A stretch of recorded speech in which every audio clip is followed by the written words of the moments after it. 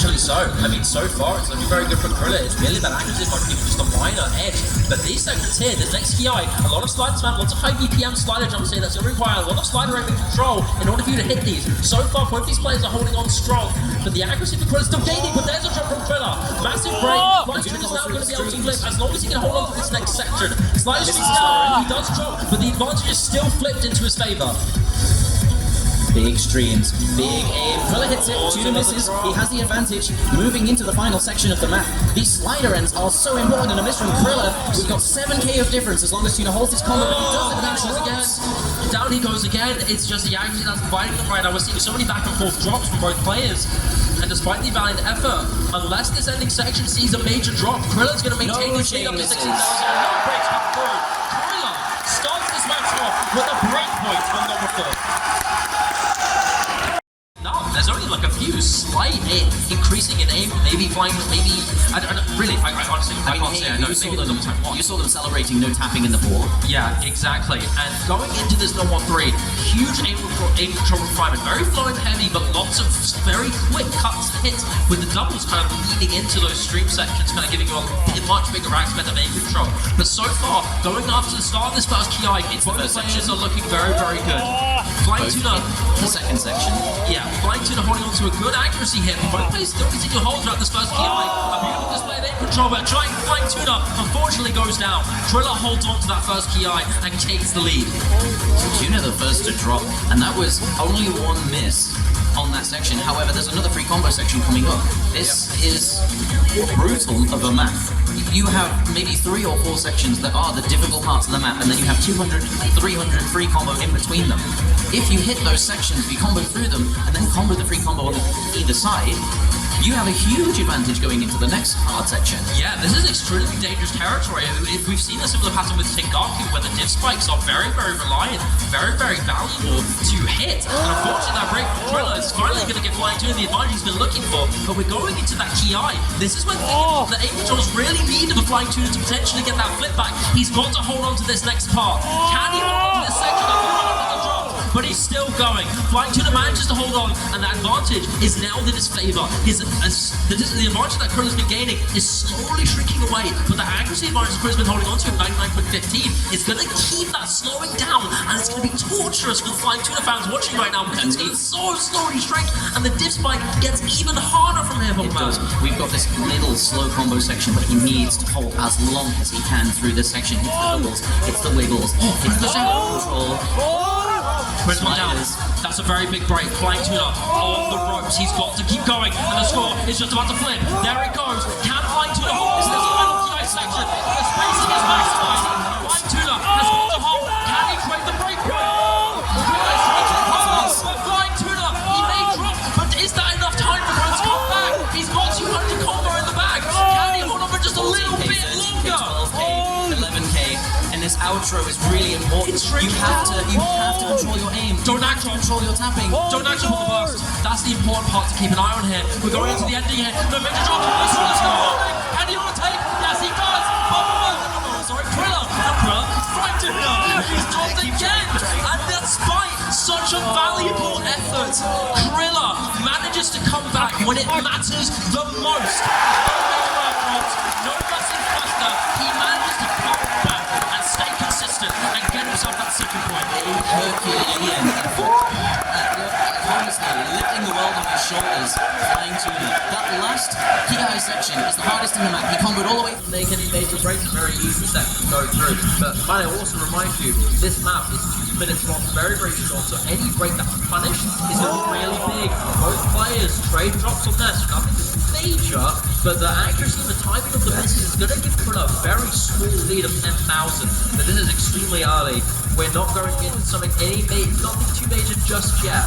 And here's the big div spike, a little bit of div spike here. It's the first. Yeah, first PI majorly, and these are the wiggle patterns here, which are extremely punishing if you're not prepared. Say, both of these guys are very formidable on these. So there's a third wiggle that's going to come through. Is there going to be a drop here? Okay. This is very unsighted here. This is just before it. It's going to drop just before, and Kriller's going to be like, oh, can he hit this disc spike? Yes, he does!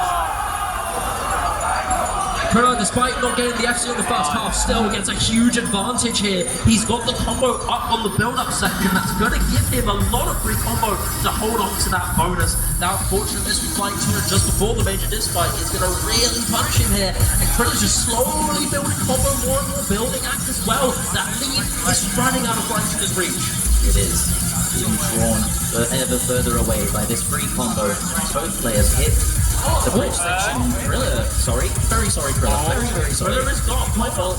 Oh no, Criller is gone. He does drop once again, so it's FlyingTuna now has a decent lead to kind of pop off of. Jak dociągnie do końca. To the ending. He's done this before. He's won this map before. Can he do it again? No, he does not. And I think it's safe to say at this stage, I don't think FlyingTuna's got any room to come back. Unfortunately for FlyingTuna, Criller may drop, but he does trade it, and it's not going to be enough. And with that, a little bit of a collapse, multiple drops from both players, not being able to hold on to a substantial combo in the second half. And with that, a second breakpoint has been achieved for Criller. The first decisive map as well. Yeah. Very nice and peaceful. Very artistic sliders. We see stuff like this, except it has one slider tick on it, and it goes from one side of the screen to the other immediately, and something like No Mod 4. But it's chill. It's nothing. I mean, this Tengaku map, one of the most iconic maps of all time, one of the most not infamous but famous tiebreakers in tournament history.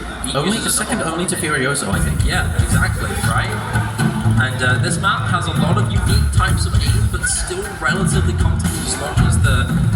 It's still a very high. Yeah, you see a pattern from this map. You know it's this map. Complete isolation, out of context. You see a pattern from this map. Oh, that's from Tengaku. Yeah, precisely. And here we go, ladies and gentlemen. Going into a little bit more ramp-up section now. Going into that super insane intro. Oh, this song is so good, man. I can't.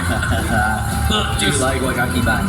Just being in awe of this incredible intro here. And it's probably one of my favorite parts of this song. But both players hit the intro very, very smoothly. Look at an accuracy margin favorite Criller giving him a 4,000 score lead, but really nothing massive yet. A few frightening jumps here, but again, nothing serious until we get to the KI. So you look at the ranks. Kriller's rank 200 odd. Tuna reached rank 1. On paper, the advantage goes to Tuna, but we're on land.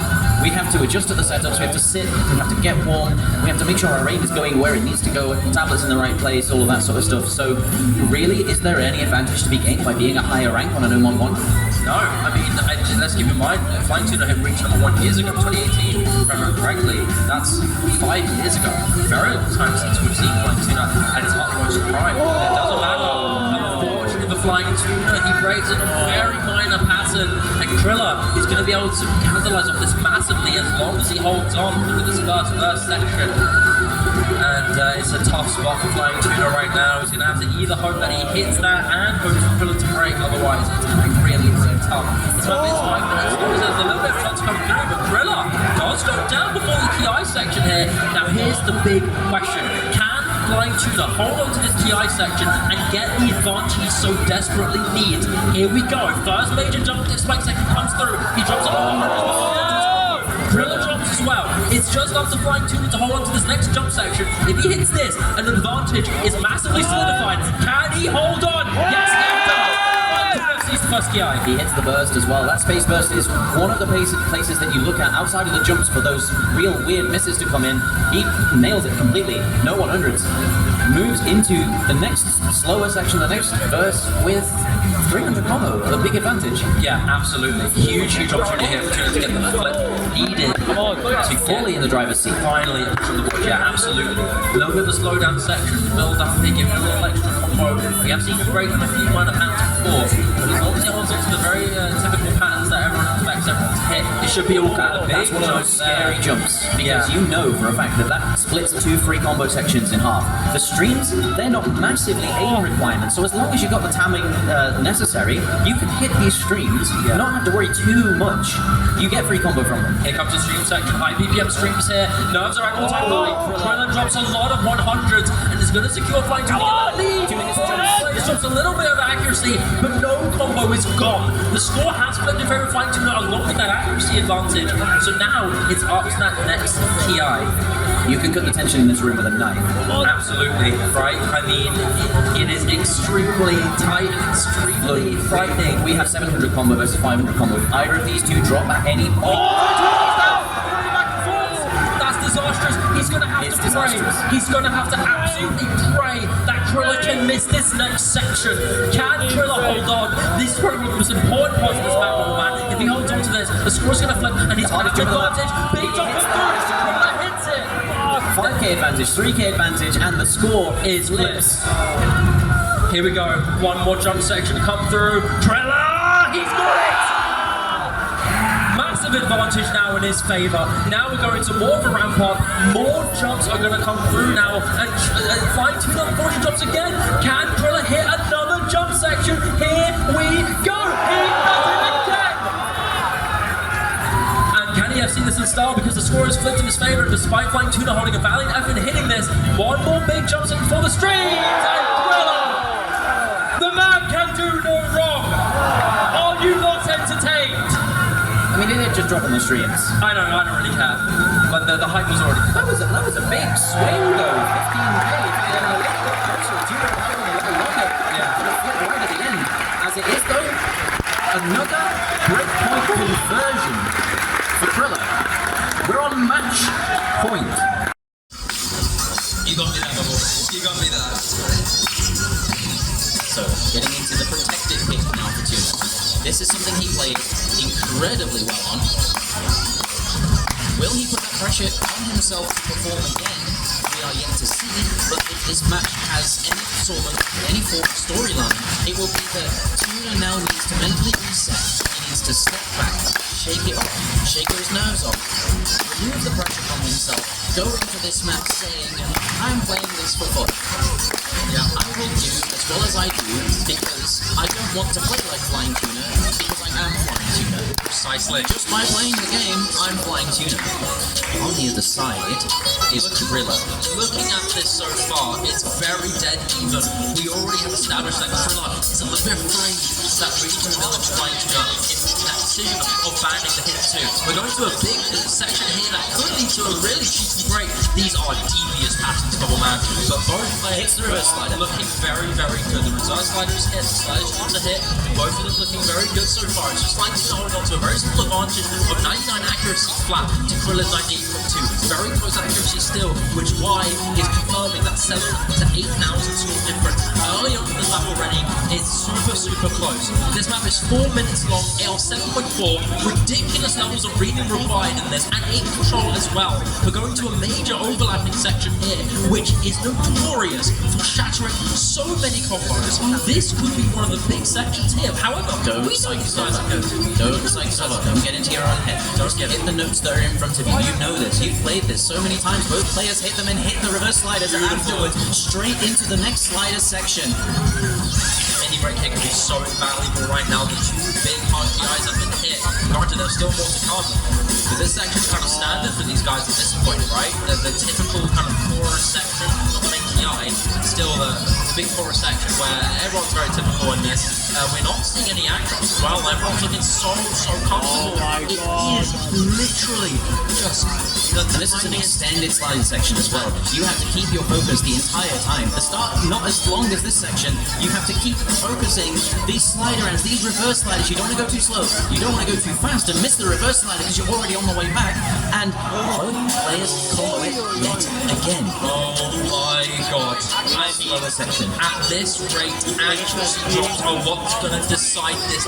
No, watch out for the 1/3s. We've got the 1/3s coming up. Here we go. This could be a First very section. valuable section here. All the rest is to drop first. Is Criller going to trade it and join him? He does. So FlyingTuna still has a chance. Very minor advantage here in his favor. Accuracy is dead even. It's just a tiny couple of margins. FlyingTuna's going to have to really hope for another break from Criller. And there it is. Advantage for FlyingTuna now. Quite distinguished by about 60 to 80, 70 combo-ish round there. So it's slowly going to trade in his favor. But the combo is still really quick, man. So Yeah, by a about lot of the 60, time, 70. the first time you miss is the time when you think, oh no, I've lost my focus. I need to really focus hard on this sort of stuff. Tuna finding another drop, 100 combo in. Criller again in the driving seat, as he has looked like he's been in this entire match. He hasn't lost that once. The man does not stop. Amazing the world of basketball, man. Consistent, incredible scores, consistent, beautiful plays set. And with the ending approaching us, ladies and gentlemen, Criller has shown everybody that he is one of the best in Europe, one of the best in the world, and one of the strongest tournament players in the world right now. He has taken down FlyingTuna. He has prevailed among so many incredible opponents. And with that, Criller is your COE 1 versus 1 World Champion!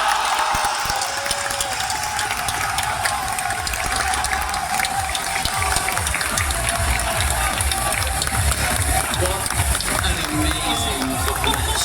Look at this, I'm so sorry, cameraman, but you know, you just have to kind of lump it at this point. Germany could not be more elated. The nation to have won a COE land twice in a row, undefeated in this land setting. The funny thing is that the torch was passed straight from Okinawa to Criller, and they take it again. Absolutely, right? And ladies and gentlemen, please, let's give us a huge thank you to both players. Round of applause to FlyingTuna as well. He's made it so incredibly far. Please, your biggest cheers. Because this guy, despite having such a dominant opponent, has prevailed so much amongst so many opponents and has come from so much difficulty in his previous few months, previous few days of his return to the tournament scene. And still, despite losing, still getting second here is incredible. You cannot fault him for that. It really is. But it really is the German star and Criller to become your champion. Relish in the beauty of national pride, because we are feeling it in the stage. Yeah, this is German pride. You see it every year at COE. Even in 2019, the Germans were out in force. Yeah. I mean, with so many German players around to be in Europe so far, there's going to be a lot of Germans, but still, the pride is huge. And so many German fans came in to support their favourite players. We've seen so many players in this tournament previously who, despite being knocked out, despite unfortunately not prevailing, still getting incredible levels of support from their team. And let's get the mics here, the hand mics for us, and maybe do a Victor interview. Test. Hello. Tuna, come in. What a performance in this tournament. I mean, your past matches, you said at the start, right? It was a mindset, a gambit. And you put too much pressure on yourself. Did you feel it in this match? Because I could see it watching you. Okay, well, sadly, not fully, but I feel like I definitely did one step more, so I think I can do much better. Well, considering that I was back, it was really pressure and intense, but at the same time it was really fun too. He was really on you with every single map, even his own picks. He was on you, but you were fighting back. The gap never went too large, even on his picks. Yeah. Wait a second. The gap never went too large, even on his picks. What do you if you'd have been on a better day, maybe, do you think you could have 5-0'd him? Yeah, probably. Number 3 was honestly one of the confident pick, but for some reason it just didn't really work out well today. So. Yeah, it's always day to day, week to week, and unfortunately today wasn't your day. But I'm sure you will not let that go lightly. Thank you very much, Tuna. Second place.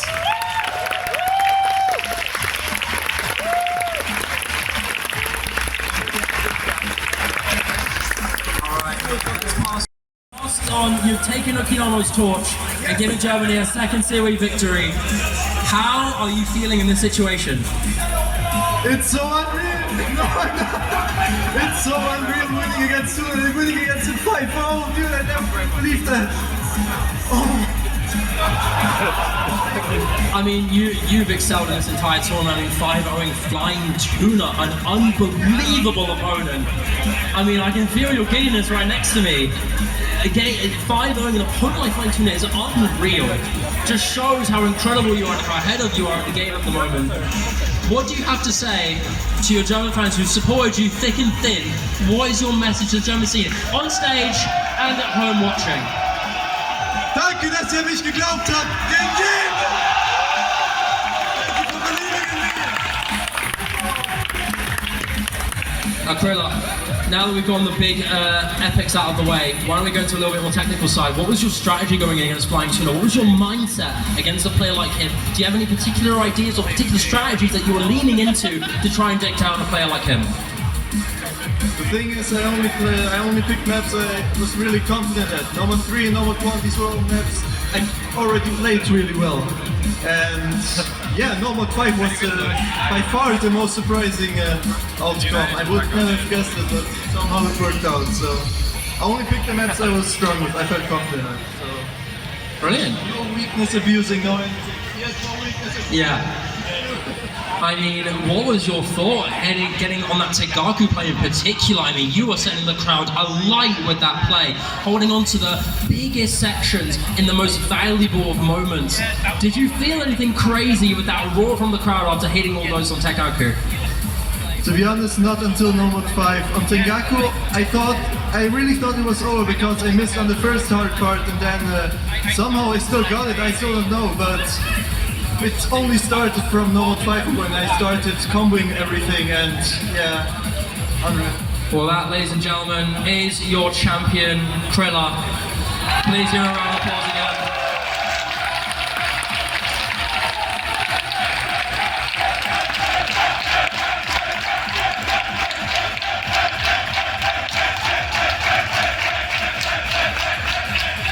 Once again, the national pride is beautiful, guys. Absolutely beautiful. And I believe it's time to start passing down our prizes. Have we got anything else to do? Sorry, I was talking to production. What was that? Pardon? What was that? The prizes. What do you think? What do you think we're doing next? So let's bring up maybe a host, maybe we should do some thank yous as a tournament. I mean, we have concluded such a fantastic tournament. Thank you so much, everyone, for being such a fantastic crowd. I want you to give yourselves a round of applause because you have been incredible this year, through and through. You've both been phenomenal. Thank you so much, everyone. Don't forget, you guys make it. This doesn't happen unless you guys come out, cheer, Absolutely. go absolutely wild in the crowd. Yeah, completely. And Let's be a lesson. Let these guys be a role model to you lot. And I want you guys to give a huge applause to the Poon, Yes. who has been single-handedly, not single-handedly actually, but has been seriously carrying production. Without him, we would not be nearly as insanely good and high quality that we would have been. So please, give yourself a round of applause for the Poon. Thank you as well. Must, and I say must go to the staff behind the tournament, the staff behind the help desk, the staff that have been running around making sure this event continues and keeps on the right tracks. Thank you to the referees who Hunter definitely only Hunter. Hunter has been the only referee. Insanely committed, insanely devoted. This guy's invested so much time into holding on to the referees. So thank you very much, Hunter. And thank you to everyone who spontaneously or not casted. Thank you very much for casting pretty much every match this weekend and setting everything up. Yeah. Thank you to Sheba. Big cheer for Sheba. Oh, look, he's pushing. And I will hand you over to the room for some prize presentations. Alright, thanks everyone for watching the 1v1 tournament. It is time to award our players! Where's Criller gone? Hey, Criller, get over here, bro. Where are you? He needs to come back! And where's Catburger? Where's that guy gone? He's third place. Where's Catburger? Can we get a wild cat burger in I here, can't please, see as on well? stage. Lights are blowing up on me. Yeah, the lights are kind of in our faces. We can't see who it is. We need to find. We need to find our champion, our runner-up, and our bronze medalist as well. Where's our Danish cat burger? Is he here? Anyone know where cat burger is? Can we get him? Cat Burger, hello, welcome back to the stage. There he is. Alright, Cat guys. burger. Criller, I am handing you 1,200 euros for winning the COE 1v1 tournament! This is literally 1,200 euros, as well as a Wooting 60HE. Our great sponsors, thanks again to Wooting, as well as the COE mouse pad. Give it up for everyone.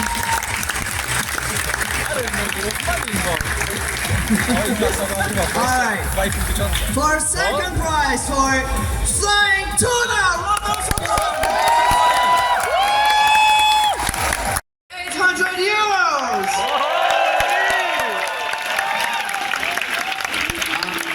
By the way, we will do the currency conversion for you. I think. Money, And finally, Cat Burger. Also here on stage.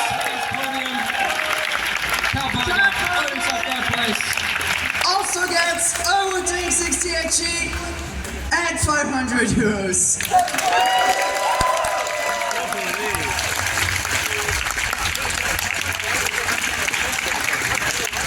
To end this off, I'm going to do some thanks again. Very quickly, I want to thank the whole tournament team. Cheerleader, Half/Hunter, thank you so much for running this tournament live here or before with the map pulling. I hope there. We also have mappers for the TV collaboration. Thank you guys so much. And special shout out as well to Corsace and Vixace for the bot that won the qualifiers.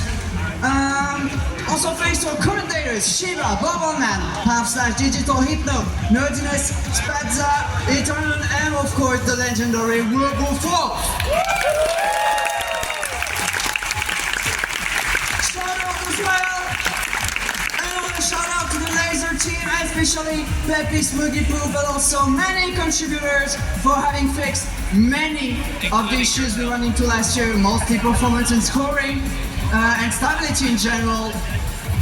The game has run flawlessly for this tournament. I think the players can attest it has been great, and I think it opens the path for more tournaments on Laser going forward.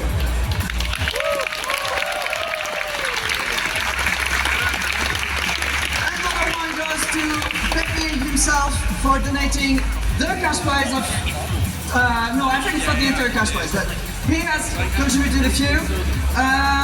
And as well the whole COE team, and especially the production team. I'm going to personally thank Enzo, Gordon, Ziv, and Nozomi for making this show basically the show I dreamed of. This grand final had everything I ever dreamed of, and I love you guys so much, and you guys can be proud of you so much. This week has been insane, and this is the apogee, I think. Thank you guys! Thank you. Thanks everyone for enabling this, and especially Cowboy Boy and Mayor! Without them, this event wouldn't be possible. These guys worked tirelessly to get this event through.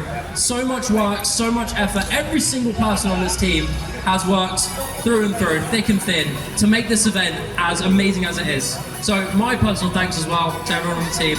You guys killed it, and I'm sure everyone else is just as happy. So give everyone else a round of applause, guys. One more round for the entire team. Thank you so much. My final thanks, of course, go to you! And of course you guys as well. Thank you guys so much, and see you next year for another awesome tournament! See you next time, everybody!